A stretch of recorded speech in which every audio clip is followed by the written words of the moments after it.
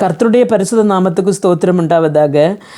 யாத்திரையாகம புத்தகம் 14வது அதிகாரம் 10வது வார்த்தையில், பார்வோன் சமீபித்து வருகிற போது இஸ்ரேல் புத்திரர் தங்கள் கண்களை ஏறெடுத்து பார்த்து எகிப்தியர் தங்களுக்கு பின்னே வருகிறதை கண்டு மிகவும் பாய்ந்தார்கள். அப்பொழுது இஸ்ரவேல் புத்திரர் கர்த்தரை நோக்கி கூப்பிட்டார்கள் என்று காண்கிறோம்.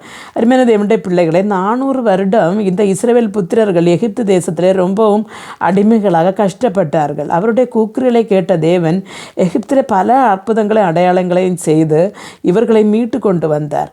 அப்போ இவர்களை ரொம்ப சந்தோஷத்தோடு கூட இனி நமக்கு அடிமை வேலை செய்ய வேண்டாம் அப்படின்னு சொல்லி அவர்கள் யாத்திரை புறப்பட்டு வந்தபோது அவர்களுடைய முன்னிலே அவர்களுக்கு செங்கடல் தென்பட்டது. ஆனால் ஒரு இரைச்சல் கேட்டு பேக்கில் பார்த்தால் அந்த எகிப்தின் ராஜா தன் படைகளை திரட்டி கொண்டு இவர்களை மடங்கடித்து திரும்ப கொண்டு போவதற்காக வருகிறார்கள். ஆனால் இது கண்டபோது அவர்களுக்கு முன்ன ஓடி அதை ரட்சிப்பட்டு போகிறதுக்கு முடியாது, பின்னால் ஓடவும் முடியாது. அப்படி ரொம்ப கஷ்டப்பட்டு அப்படி நின்ன டைமில் அவர்கள் கர்த்தரை நோக்கி ரொம்ப கூப்பிட்டார், பயந்து போனார்கள். என்று இனி இவர்கள் மடக்கி கொண்டு போய் நம்மை அடிமைப்படுத்துவார்களே என்று சொல்லி இவர்களை கூக்குரல் கேட்ட தேவன் அவர்களுக்கு அந்த செங்கடலை திறந்து அதை வெட்டாந்தரையாக மாற்றி அவர்களுக்கு முன்னே போவதற்குள்ள ஒரு வழியை கொடுக்கிறார். அதுவுமல்ல, அந்த எகிப்தின் சேனை இஸ்ரவேல் மக்களை தொடர்ந்து சேராதபடிக்கு மேகஸ்தம்பமாக அவர் இந்த சைன்யத்துக்கும் இந்த இஸ்ரவேல் மக்களுக்கு இடையாக நின்று அவர்களை ஒன்று சேராமல் காத்தார் என்று பைபிள் இருக்கிறது.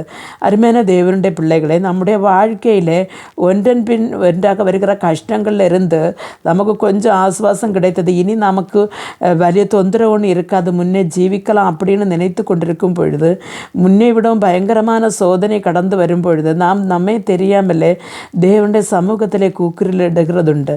ஆனால் நாம் பயந்து போகிறதும் உண்டு. ஆனால் தேவனுடைய வசனம் என்ன சொல்லுகிறது என்று சொன்னால், பயப்படுகிற நமக்கு അല്ലെങ്കിൽ வேதனையோடு குரலோடு இருக்கிற நமக்கு கர்த்தர் கண்டிப்பாக ஒரு போம் வழியும் காட்டி தருவார். காரணம் என்று சொன்னால், இஸ்ரவேல் ஜனங்களுக்கு அந்த செங்கடலை திறந்த ஒரு வழியை கொடுத்துட்டு சத்ரு சைனி இவர்களை தொடாதபடி கர்த்தர் மேகத்திலே இருந்து காத்தது போல நம்மையும் சத்ரு சைனி நம்மை தொடர்ந்து பிடிக்காதபடி சத்ருவுக்கு நமக்கும் இடையாக அவர் மேகஸ்தம்பமாகவோ அல்லது அக்னி ஸ்தம்பமாகவோ அவர் வருவார். நமக்கு முன்பாக திறக்கப்படாதிருக்கிற பல வாதில்களை அவர் திறந்து தந்து நம்மை ஜெயமாய் இந்த பூமியில் வாழ வைப்பார். ஜெபிப்போம். எங்களை மிகவும் அன்பாக நேசித்து வழிநடத்துகிற நல்ல தகப்பனே, பலவிதமான பாடுகள் மத்தியிலும் சோதனை மத்தியிலும் போய்கொண்டிருக்கிற இந்த பிள்ளைகளை ஆண்டவருடைய கரங்கள் தருகிறேன். ஆண்டவரே, இவர்கள் சூழ்ந்து போகக்கூடாது, ஆண்டவரே விழுந்து போகக்கூடாதப்பா.